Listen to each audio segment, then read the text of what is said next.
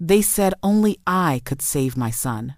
At 62, I was prepared to risk my life. But one sentence from his wife stopped me cold. It's your duty after all. You're just his mother. Something in her eyes told me there was more to this surgery than saving my son Marcus. Hello, beautiful people. You made it here for a reason, so don't stop now. Hit that like button, subscribe, and tell me in the comments where you're listening from. I want to see how far this story of revenge will travel. Imagine being 62 years old, after a lifetime of sacrifice, only to discover that the very woman your son married, the polished lawyer who calls you Mama, is plotting to kill him and take your heart literally. This is the chilling story of Loretta Jenkins, an Atlanta mother whose love was tested in the most unthinkable way when a daughter-in-law's greed turned a hospital into a crime scene. Atlanta summers had always been hot, but that year the heat pressed down heavier than any season Loretta could remember. At 62, she had carried many burdens in life, raising 2 boys alone when her husband walked out, working endless double shifts as a nurse's aide just to keep food on the table, and enduring the humiliation of being overlooked and underpaid while she stitched together a life for Marcus and Darnell. Her tiny house in Decatur stood as a testament to her sacrifices, a place where she once patched up scraped knees and read bedtime stories even after 12 hours on her feet at Grady Hospital. Marcus, her firstborn, had always been the golden child, handsome, ambitious, full of charisma that drew people to him. Darnell was different, quiet, observant, and unshakably loyal to his mother, never leaving her side when she needed him most. Loretta often thought of them as 2 branches from the same tree, one reaching boldly toward the sky, the other growing steady and strong near the roots. But everything shifted when Marcus married Shonda. Shonda was a lawyer, polished and sharp, with a smile that dazzled in public but eyes that never softened at home. From the very first handshake, Loretta felt the chill in her bones. Shonda entered their family like a storm wrapped in silk.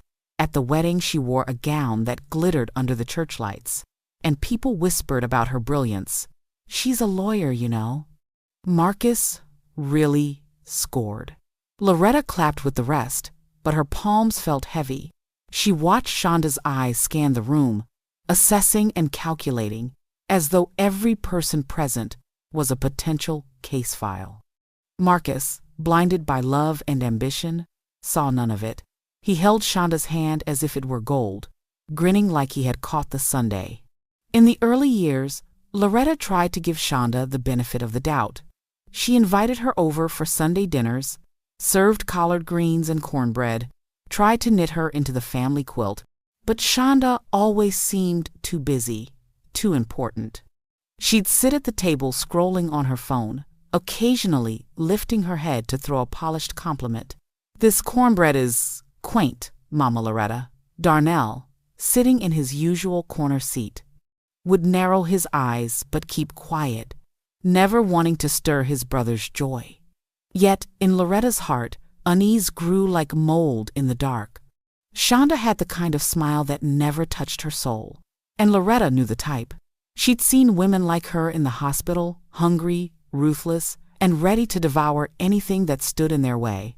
It was 3 years into the marriage when Marcus began to fall ill. At first, it was small things, complaining about fatigue after long days, losing weight despite eating well, dark circles under his eyes that no sleep could erase. Loretta noticed before anyone else. One Sunday, when Marcus came over, she hugged him and felt only bone where muscle used to be. "Baby, you all right?" she asked, holding him back just to study his face. He brushed her off with a laugh. "Mama, I'm just working too hard. Shonda says I need more vitamins, that's all." But Loretta's nurse's instincts told her something deeper was wrong. Soon the coughing started, deep, violent coughs that rattled the walls at night. Loretta heard them when she stayed over, lying awake in Marcus's guest room while Shonda paced the hallway. When she confronted Shonda gently, Maybe he needs to see a specialist. Shonda's answer was clipped, rehearsed. We've got it under control, Mama Loretta. Trust me, I know what I'm doing. Yet her eyes flicked away, and Loretta caught a shadow there, like someone hiding a weapon behind their back. The unease that had once been a whisper now screamed inside Loretta's chest, but she swallowed it, not wanting to cause rifts in her son's fragile peace. By the time Marcus collapsed in the kitchen one night, there was no denying the truth. Something terrible was happening. Shonda rushed him to Emory University Hospital, where a whirlwind of tests confirmed what Loretta dreaded: kidney failure. Marcus's body was shutting down, his life balanced on the thin thread of medical intervention. The doctor said he would need a transplant soon, or he wouldn't survive. Loretta sat in the sterile waiting room, her heart pounding against her ribs as if trying to break free. Shonda, in her tailored suit, spoke with the doctors like she owned the place, her voice firm, commanding, full of legal jargon. What are our options? Who's a match? Let's cut to the chase. Loretta sat small in the corner, hands folded, praying. When the results came back, they struck like lightning. Loretta was the only viable match. At 62, with high blood pressure and years of fatigue etched into her bones, she was being asked to give up a piece of herself to save her son. She wanted to scream that she would do it, that of course a mother gives everything. But Shonda's words cut through the air first. Well, Mama Loretta, it's your duty, isn't it? You're his mother. Her tone was less plea, more demand. The pressure came not only from Shonda but from her parents as well. The Petersons were a wealthy couple from Buckhead, known for their charity galas and polished public image. When they visited Marcus in the hospital, they swept in with expensive perfumes and designer suits, sitting in the waiting area as though it were their living room. Mr. Peterson leaned forward, steepling his fingers. In our family, we believe in sacrifice. A mother giving to her son is the noblest act. Mrs. Peterson nodded, her eyes sharp behind diamond-studded glasses. Loretta, people will talk. They'll say you let him die when you could have saved him. Is that what you want? The words struck Loretta like stones. She sat frozen, her Bible clutched tight in her lap, while Shonda stood behind her parents, arms crossed, gaze like steel. In that moment, Loretta felt cornered, stripped of her voice. Marcus, weak on the hospital bed, turned to her with pleading eyes. Mama, I trust you. You'll save me, right? And what could she say? How could she deny the child she had once rocked to sleep through storms? The boy who scraped knees she had kissed better. She nodded, though her stomach twisted, because that was what mothers did. They sacrificed. But deep down, something felt wrong, as if the sacrifice being asked of her was not for Marcus alone. The nights after that were restless. Loretta would sit in her small Decatur kitchen, the hum of the refrigerator filling the silence, staring at the stack of medical consent forms Shonda had dropped off. The papers seemed to glow with menace under the dim light, each line a chain binding her to an unspoken doom. She remembered her younger days, carrying baskets of laundry up broken staircases, wiping tears from her sons' faces when they asked where their father had gone. He's gone, but I'm still here, she'd told them again and again. Now facing this decision, she wondered if being still here meant nothing if she had to carve out her own body to prove it. Darnell noticed the change in her. One evening, he stopped by after a plumbing job, his hands still stained with grease. He found her staring at the papers. Mama, you don't look right, he said softly, sitting across from her. Loretta tried to smile, but it came out brittle. Your brother needs me. Darnell frowned, his eyes narrowing. Something about this don't sit right. Shonda's running things like she the only one who matters. And those pills she giving Marcus? I seen some bottles with no labels. His voice dropped to a whisper. Mama, I think she's hiding something. At first, Loretta brushed it off. She told herself Darnell was just suspicious, protective to a fault. But then came Alana, Marcus's 10-year-old daughter. Sweet, bright-eyed Alana, who often spent afternoons at Loretta's house, drawing pictures with crayons on the kitchen table. One day, as she colored a picture of a heart, she looked up with innocent seriousness. "Grandma, Mama talks on the phone at night when she thinks I'm asleep. I heard her say something about insurance money." Loretta froze, the wooden spoon slipping from her hand into the pot of collard greens. "What do you mean, baby?" she asked, her voice trembling. Alana shrugged. She said, "Daddy don't have much time, but we'll be okay." She laughed after. The words hit Loretta like a slap. She tried to steady herself, not wanting to scare the child. "Don't worry about grown folks' talk," she said, forcing a smile. But when Alana went back to coloring, Loretta felt the floor tilt beneath her feet. First Darnell's warnings, now Alana's innocent confession, it all painted a picture too dark to ignore. Could Shonda, the woman her son loved, the lawyer who prided herself on her brilliance, really be plotting something sinister?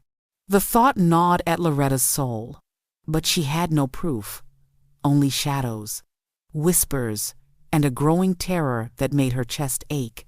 Darnell's suspicions deepened. He began quietly following Shonda, driving his old pickup truck behind her sleek black Mercedes when she left the hospital late at night.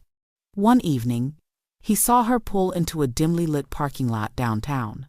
She stepped out in her high heels, carrying a small black bag. Darnell watched as she handed it to a man in a dark jacket and baseball cap. The man gave her an envelope in return, quick and discreet. Darnell snapped photos on his phone, his hands shaking as he zoomed in. When he showed them to Loretta, her heart dropped. The pictures were grainy, but clear enough. Shonda exchanging something in the shadows, her face tense and urgent, nothing like the polished mask she wore in public. "Mama, I know what I saw," Darnell said, his voice low but fierce. "She up to something, and it ain't just about Marcus being sick. Look at her face. That ain't love. That's business." Loretta clutched the phone, staring at the images until they blurred. The question swirled. What was in the bag? What was in the envelope? She wanted to march to Shonda's face and demand answers, but fear rooted her to the floor. She thought of Marcus, pale and weak in his hospital bed, trusting his wife with every breath. If she confronted Shonda too soon, would it cost Marcus even more? The surgery date loomed like a thundercloud. Loretta tried to focus on prayer, clutching her Bible at night, but even the verses blurred under her tears. Shonda visited her daily now, pressing the papers closer, her voice a knife wrapped in velvet. "Mama Loretta, time is running out. The doctor said if you keep hesitating, Marcus could be gone." Her words always came with that same icy undertone, a command disguised as care. Loretta found herself nodding just to silence the storm, though, inside, her spirit screamed. The night before the surgery, she sat at her kitchen table, pen in hand, writing her will. The house would go to Darnell. Her few savings split between him and little Alana. Each word felt like a nail, hammered into her coffin. Joe, her ex-husband, had left decades ago, but she thought of him then, wondering if he would have given anything for their children, or if sacrifice was a language only she had learned. As the clock ticked past midnight, Loretta folded the paper and tucked it into her Bible. "Lord, guide me," she whispered into the silence. Yet, even as she prayed, she felt the dread tighten, a noose around her neck. Something was coming, something she wasn't ready to face. The morning of the surgery dawned heavy and gray, rain streaking the hospital windows like tears. Loretta lay on the gurney, the cold blue gown clinging to her skin, the fluorescent lights glaring above. Nurses bustled around, attaching wires, preparing the anesthesia. Shonda stood on the other side of the glass, her arms crossed, her expression unreadable except for the glimmer of triumph in her eyes. Loretta's chest tightened, not from the machines, but from fear that she was walking into a trap bigger than her love could overcome. Just as the nurse lifted the syringe, the operating room door burst open.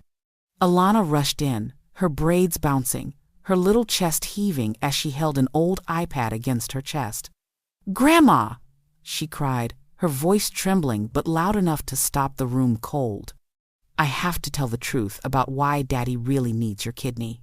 The room froze. The beep of the heart monitor sounded louder, like a drumbeat in the silence. Shonda slammed her hands against the glass, screaming, "Don't listen to her! She's just a child!" But Alana's small hands clutched the iPad, her eyes burning with courage. "I heard everything," she said, her voice breaking, "and I recorded it." The room fell into chaos as Alana's words sliced through the sterile air like a blade. Doctors froze. Nurses exchanged wide-eyed glances. And even Dr.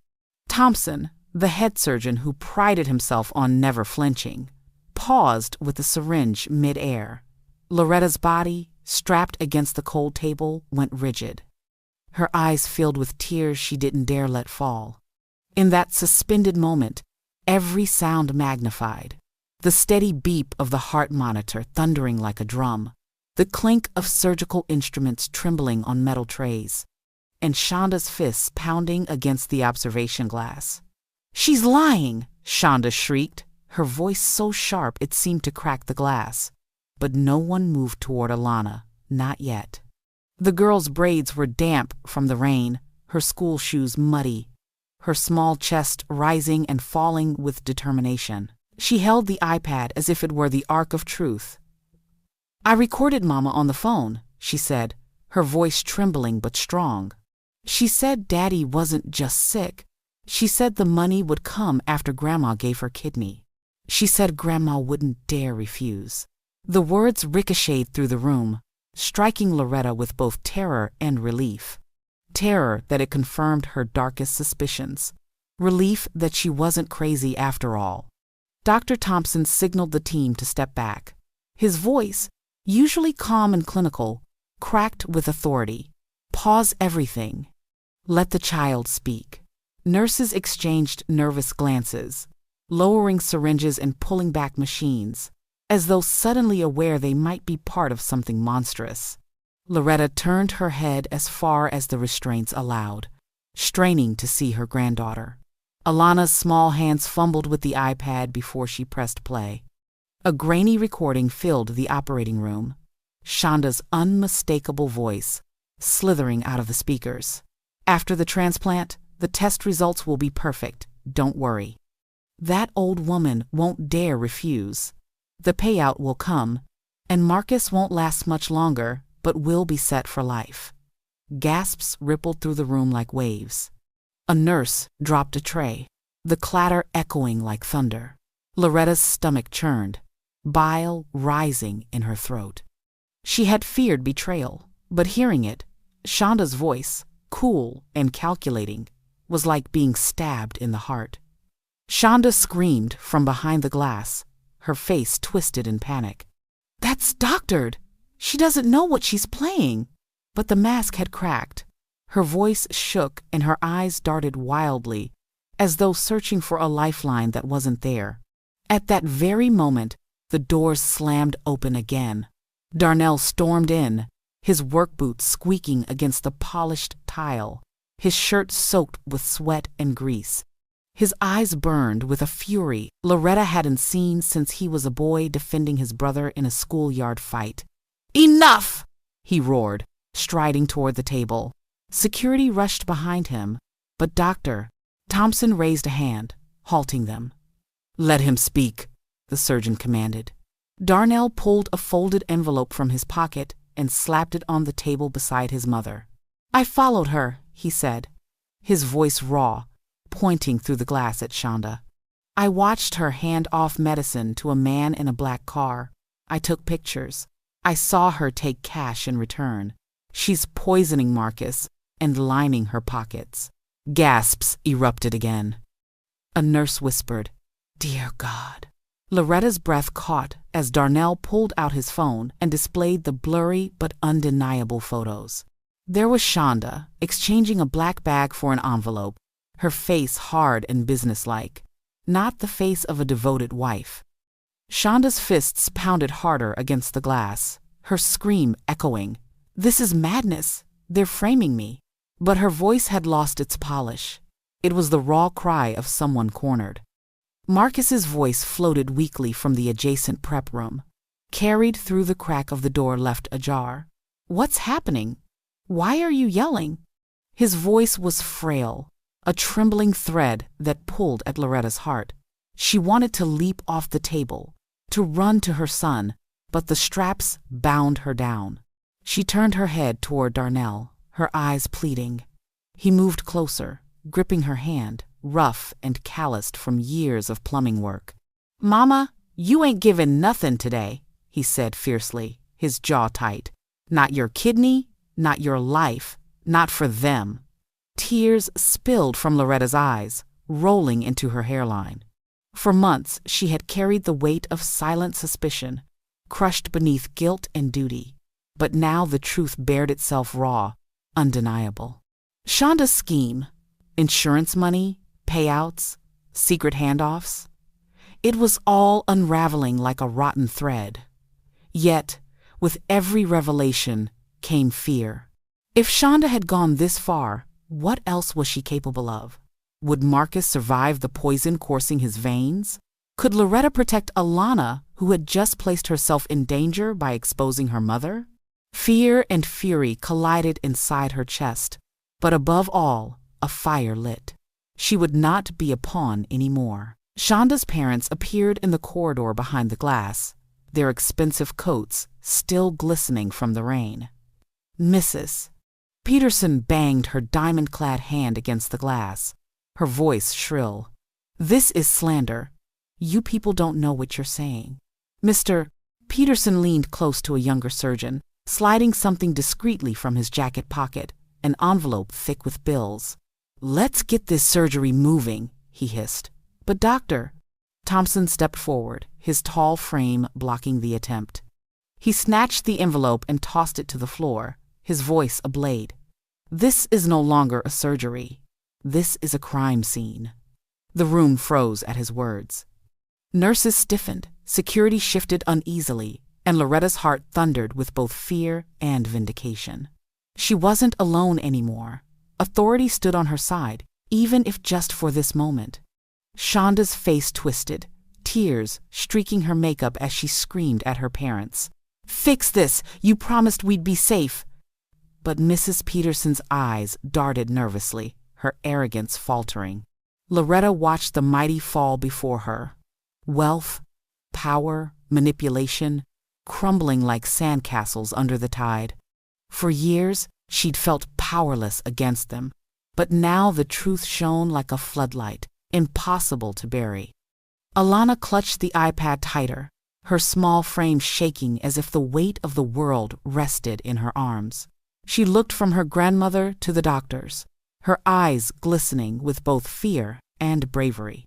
"I have another video," she whispered, her voice cracking. Dr. Thompson nodded gently. "Play it, sweetheart." Her little fingers tapped, and a grainy video filled the screen. Shonda stood in a dim parking lot, her voice hushed but distinct. "Once Loretta signs, we'll have all the data we need. Marcus won't last a year, but the payout is guaranteed. After that, we're free." Next to her, Mrs. Peterson's unmistakable voice chimed in. "That's right. These pharmaceuticals overseas will pay triple. Just make sure she doesn't back out." The video ended in silence thick enough to choke. Nurses covered their mouths. One doctor cursed under his breath. Loretta's heart clenched as she realized it wasn't just betrayal. It was conspiracy. Shonda and her parents tangled in a web of greed that used her son as bait. Loretta felt the cold table beneath her, but inside, something fierce rose. She had been treated like a pawn, but Alana had shattered the board. Security stormed into the corridor, grabbing Shonda and her parents by the arms. Mrs. Peterson shrieked, her cane clattering against the tile as she resisted. Mr. Peterson barked threats about lawyers and lawsuits, but his voice cracked with desperation. Shonda writhed, her designer heels slipping as she screamed, "Let me go! I did this for us! For Marcus! You don't understand!" Her cries were hollow, stripped of conviction. Loretta watched, tears streaming, as the family who once lorded over her was dragged away like common criminals. But victory was bitter. Marcus still lay frail, poisoned by months of secret pills, his life hanging by threads thinner than silk. Loretta's chest heaved. She turned her face toward Dr. Thompson, who approached her gently. "Mrs. Green," he said softly, using her last name with respect, "we've canceled the transplant. You will not risk your life for their scheme, but we'll treat Marcus, dialysis, antidotes. We'll fight for him the right way." Relief surged through her, but it was laced with sorrow. She had been willing to carve herself open for her son, and he never knew how close he came to being nothing more than a pawn in Shonda's greed. They wheeled Loretta to recovery, unstrapped now, her frail body trembling with exhaustion, but her spirit sharper than ever. Darnell walked beside her, gripping her hand, his jaw clenched. "Mama, I told you," he whispered, tears shining in his eyes. "I told you something wasn't right. I won't let nobody put you through this again." She squeezed his hand weakly, her eyes meeting his. "You saved me, baby. You and Alana." Darnell looked away, his throat tightening.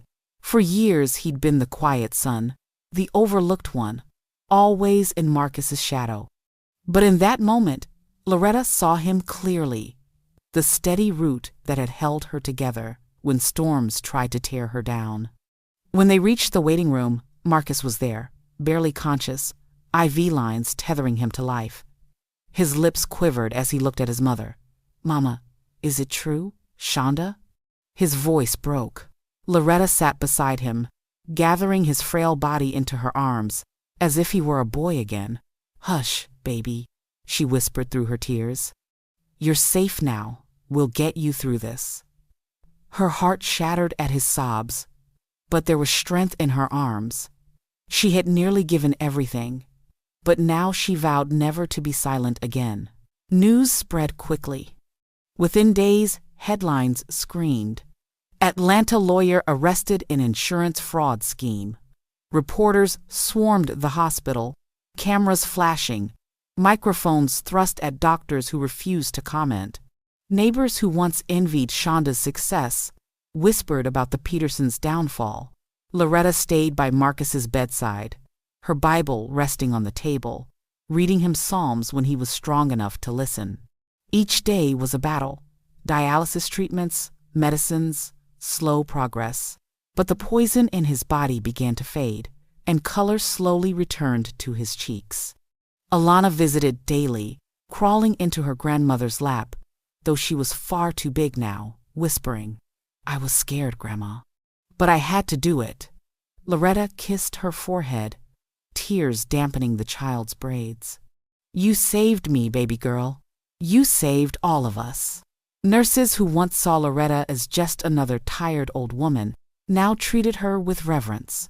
They whispered about her bravery, about the little granddaughter who stood against lies. Yet Loretta knew it wasn't courage alone that saved them. It was truth, the kind that could not be buried, no matter how many diamonds or legal degrees tried to smother it.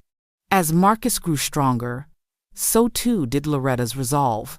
Sitting at the window one evening, the Atlanta skyline glowing in the distance, she reflected on all she had endured.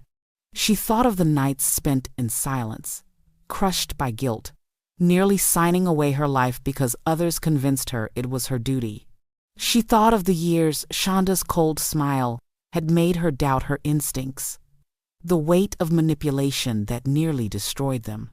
But she also thought of the moment Alana burst into that operating room, braids damp, iPad clutched to her chest like a warrior's shield. She thought of Darnell, storming in with grease-stained hands, his voice rising like thunder. And in those memories, Loretta realized something vital. Blood might bind families, but truth revealed who truly belonged. She looked at Marcus, fragile but alive, and whispered, "You still have me, baby, and I still have you." For the first time in months, peace washed over her. Not the fragile peace of silence, but the solid peace of survival.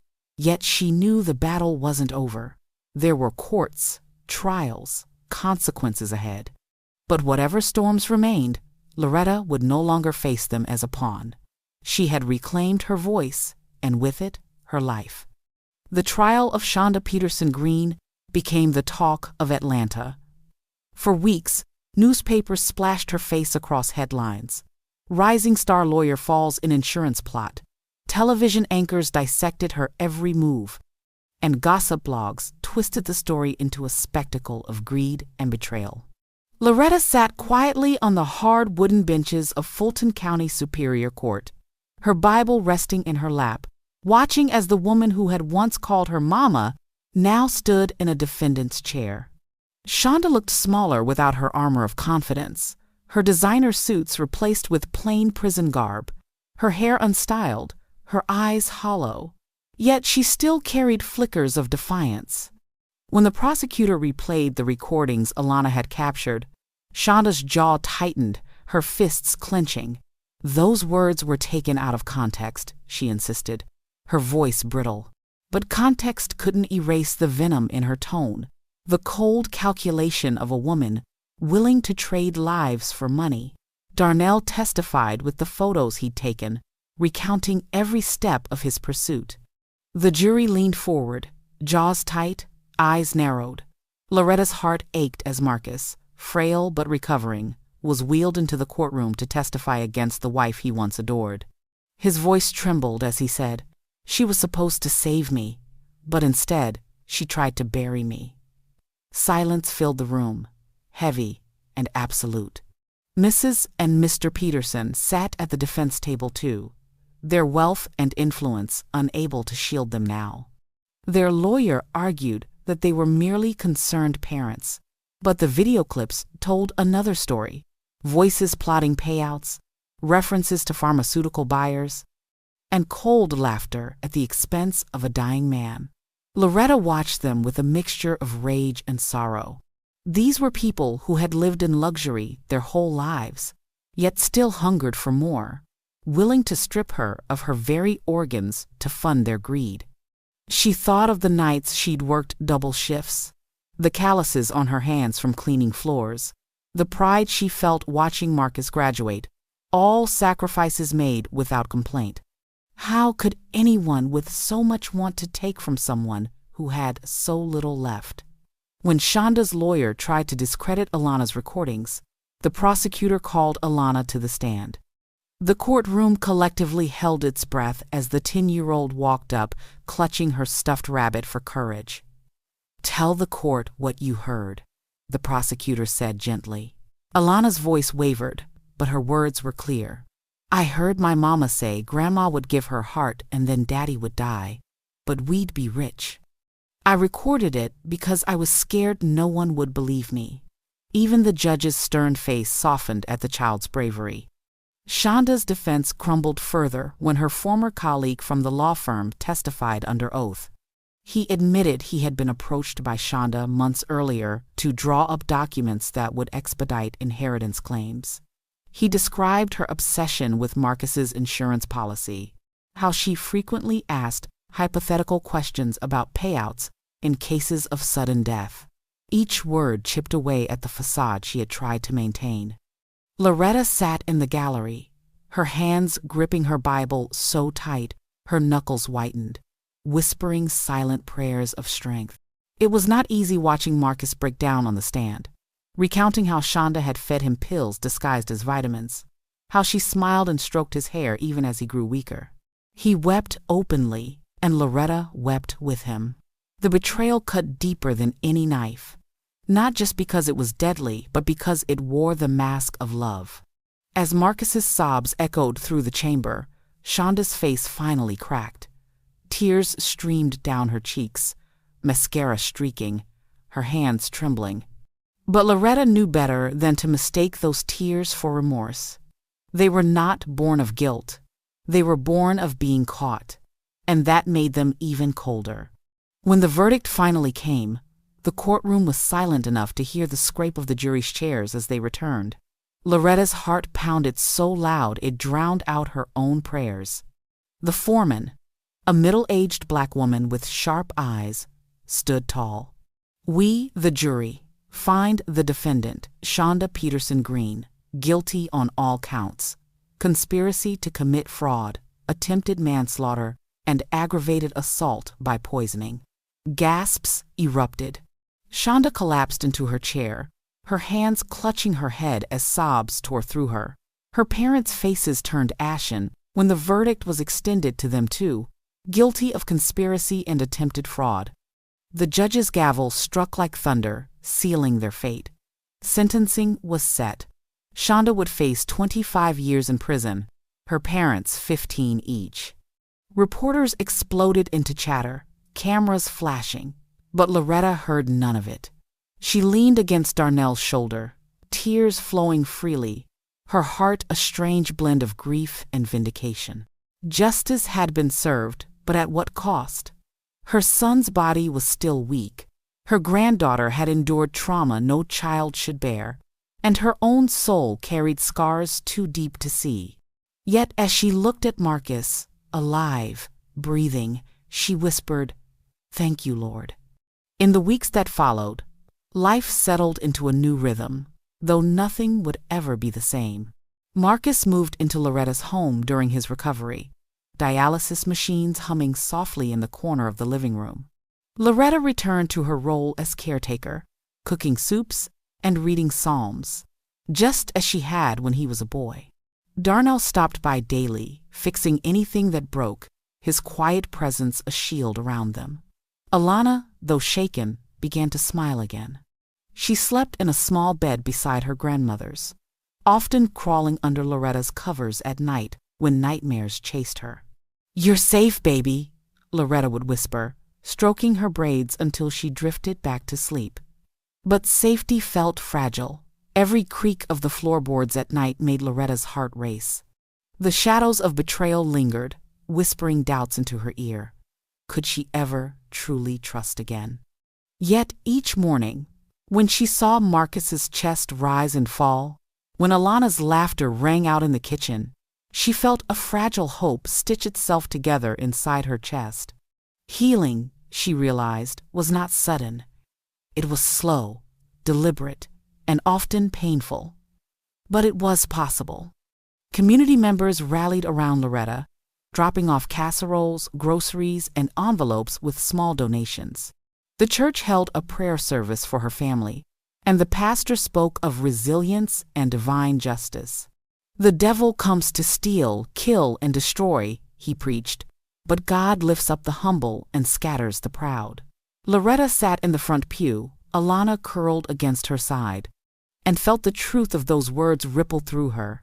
She was no longer just a tired old woman people overlooked. She had become a symbol of survival, of standing firm in the face of manipulation and greed. Women from the neighborhood whispered to her after service, confessing their own fears about controlling husbands or suspicious partners. "You gave us courage, Miss Loretta," one said, tears brimming. Loretta shook her head gently. "I'm just a mother who refused to be silent," but in her heart, she knew it was more. Alana's bravery, Darnell's persistence, Marcus's survival, they had woven a testimony greater than her own. Together, they had stared evil in the face and endured. Months later, Marcus grew stronger, his body slowly recovering from the poison that had nearly destroyed him. The dialysis continued, but his spirit lifted. He began to speak openly about his pain, about the humiliation of realizing the woman he loved had plotted against him. Loretta listened, never judging, only holding his hand as he processed the truth. "Mama," he said one evening, sitting on the porch as the Georgia sun dipped low, "I should have listened. You saw it before I did. Loretta sighed, her eyes on the horizon. Love blinds us all, baby. What matters is you see now. Marcus leaned against her shoulder, tears slipping down his cheeks. For the first time since the nightmare began, Loretta felt peace. Not because everything was fixed, but because healing had begun. She looked at Darnell tinkering with a broken lawnmower, Alana chasing fireflies in the yard, and whispered to herself, "We survived." The trial may have ended, but the echoes lingered.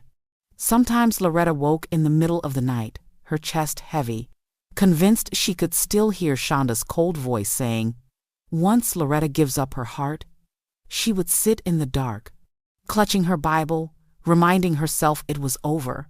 Yet she knew evil didn't simply vanish. It waited, it lingered, it found new faces. But she also knew something else. Truth endured. Alana often asked hard questions, her young mind struggling to understand. Why would Mama do that? She whispered once, eyes brimming. Loretta pulled her close, pressing a kiss to her forehead. Some hearts choose greed over love, baby. But you chose truth. And that's what saved us. Alana nodded slowly, still carrying the weight, but Loretta knew that, with time, love would heal the cracks. The scars would remain, yes, but they would serve as reminders of survival, not weakness. Years passed, and Marcus eventually received a transplant from an anonymous donor. His health returned enough for him to work part-time, to laugh again, to walk his daughter to school. Darnell opened his own repair shop, his business thriving, finally stepping out of his brother's shadow. Alana blossomed into a young woman, her courage shaping her into a leader among her peers. Loretta, her hair silver and her back bent, remained the center of their world. On her 70th birthday, the family gathered in the yard, candles flickering on a cake, laughter echoing through the neighborhood. As Marcus handed her a bouquet of flowers, he whispered, "You gave us life twice, Mama. First, when you raised us, and again when you fought for the truth." Loretta's eyes welled as she looked around, at Marcus's renewed smile, at Darnell's steady strength, at Alana's radiant confidence. The shadows of betrayal no longer defined them. What defined them now was survival, love, and truth. And so, Loretta's story became more than her own. It became a parable whispered in church pews, retold at kitchen tables, shared in quiet conversations among women who feared their voices didn't matter. Her life reminded them that silence could be deadly, but truth could save generations. Loretta often sat on her porch in the evenings, Bible in her lap, watching Alana chase dreams instead of fireflies. Marcus rebuilt his life, and Darnell laughed freely at last. She had scars, physical, emotional, spiritual, but she carried them with pride. They were proof that she had endured, that she had refused to be devoured by greed disguised as love. As the cicadas hummed and the Georgia sky deepened into twilight, Loretta whispered her final lesson to the wind. Love sacrifices, greed consumes. And when the two collide, only truth can set us free. And that was my story. If it moved you, don't forget to like, subscribe, and share it with someone who needs to hear it.